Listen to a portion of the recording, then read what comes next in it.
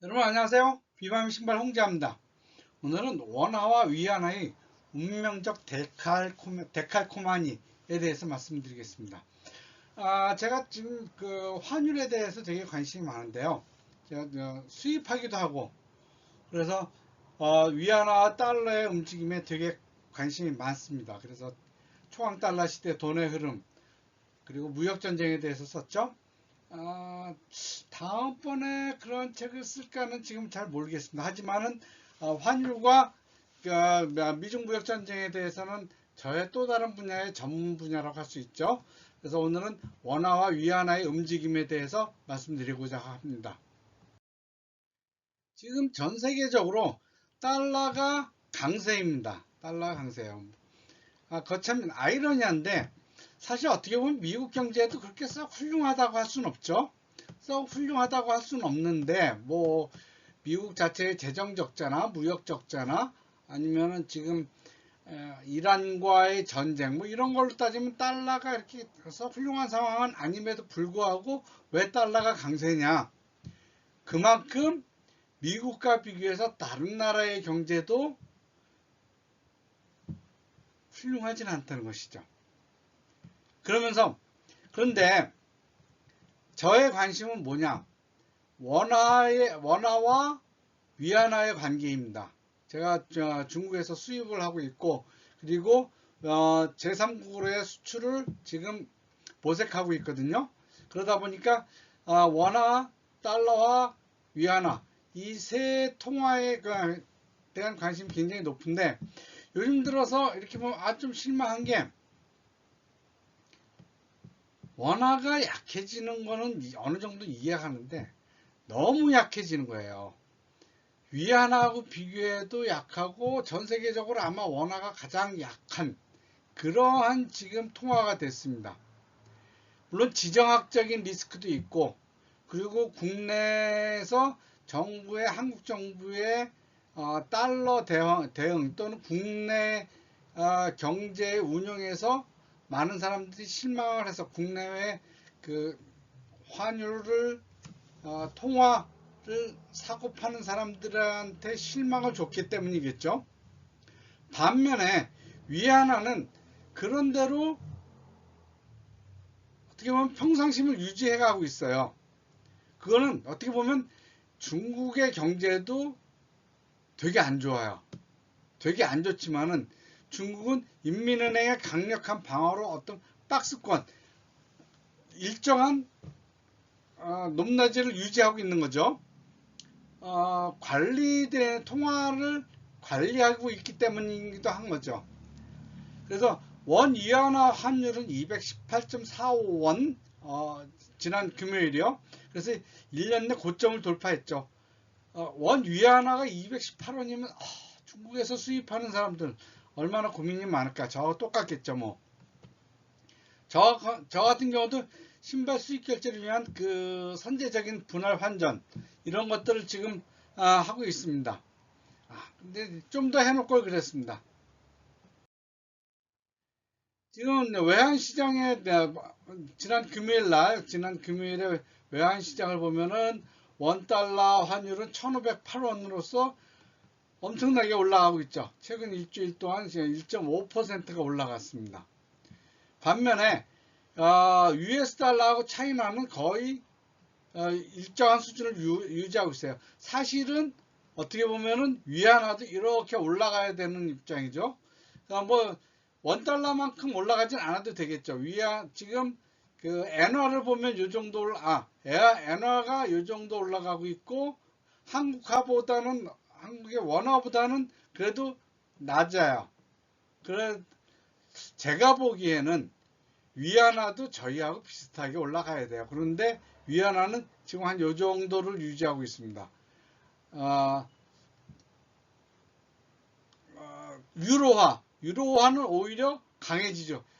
달러에 비해서 강한 움직임을 하고 있습니다. 그렇다면 위안화 대비 한국 돈은 얼마큼 움직이냐? 거의 달러하고 같이 움직입니다. 이게 저한테 이제 한국에서 저뿐만 아니라 중국에서 수입하는 사람들한테는 미치고 팔짝 뛸 노릇이죠. 중국하고 중국의 상황도 별로 안 좋고 한국의 상황도 별로 안 좋다. 그러면 적어도 코리안 한국 돈하고 위안화는 같이 움직여야 돼요. 이렇게 평이하게 움직여야 되는데 거의 달러하고 같은 움직임을 보이고 있습니다. 그래서 중국에서 수입하시는 분들 굉장히 고민이 많으실 겁니다. 물론 저도 그렇습니다. 자, 그럼 원화와 위안화 이 차이는 무엇이 만들까요? 결국은 원화는 자유로운 교환이 보장되어 있지만 위안화는 중국이 환율을 관리하기 때문에 이러한 차이가 나는 거죠. 그러니까 그래서 원화는 지금 안보하고 그러니까 북한에 대한 안보 그리고 국내 정책의 미스라고 그럴까요?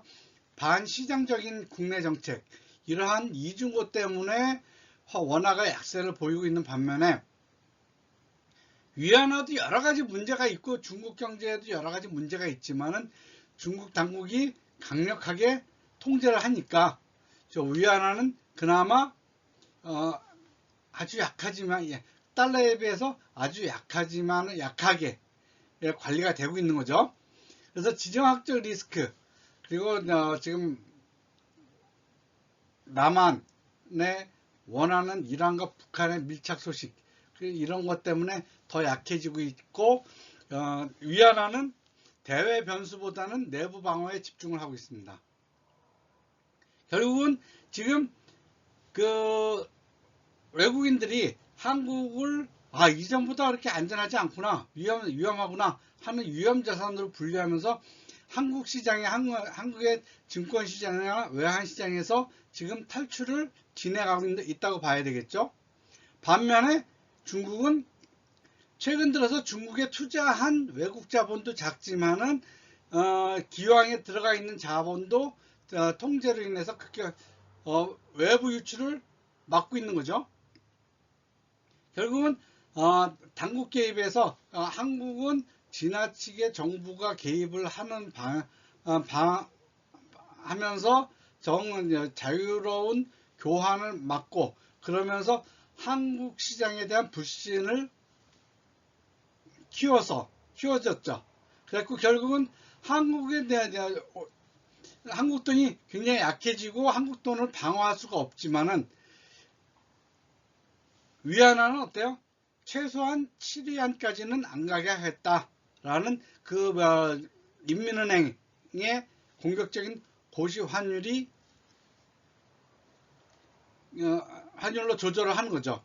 결론적으로 보면 두 통화사의 체력의 차이는 펀더멘탈이 아닌 국가 개입의 강력함에서 기인하는 거죠.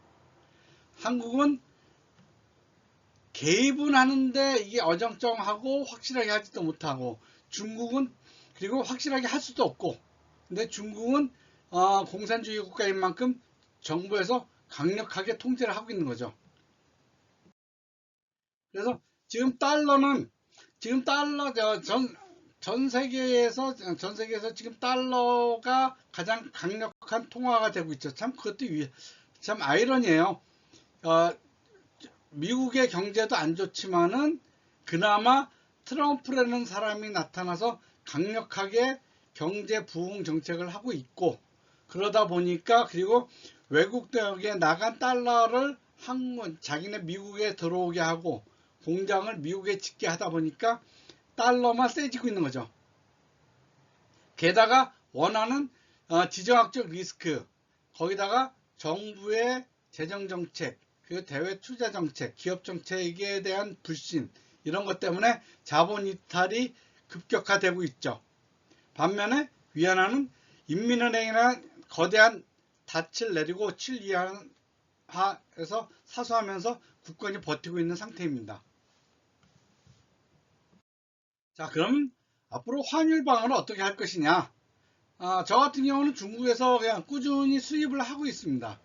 그렇기 때문에 중국 위안화에 대한 동향이 저한테는 아주 굉장한 관심사인데 계속 제가 보기에는 위안화도 어떻게 보면 정부가 통제하지 않는 한 달러와 비슷하게 올라갈 겁니다. 올라갈 거예요. 왜냐면 위안화 자체가 달러와 패킹되어 있기 때문에, 그러니까 묶여져 있기 때문에 원 달러가 올라가면 원 위안화도 올라갈 수밖에 없는 그러한 상황이 돼 있죠.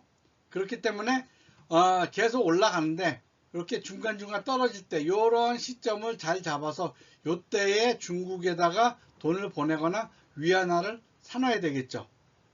결국은 우리가 이제는 218원, 달러가 1,500원을 넘었고 위안화도 220원까지 올라간다 라는 생각, 그러한 전제하에서 원 달러와 원 위안화를 통화를 관리해야 될 것입니다. 여러분들도 통화를 할 때 모든 것을 한 방에 다 해결하려고 하지 말고 자꾸 이러한 노드가 생길 때 요때 하면서 조금씩 외환 위기를 관리하시기 바랍니다. 감사합니다.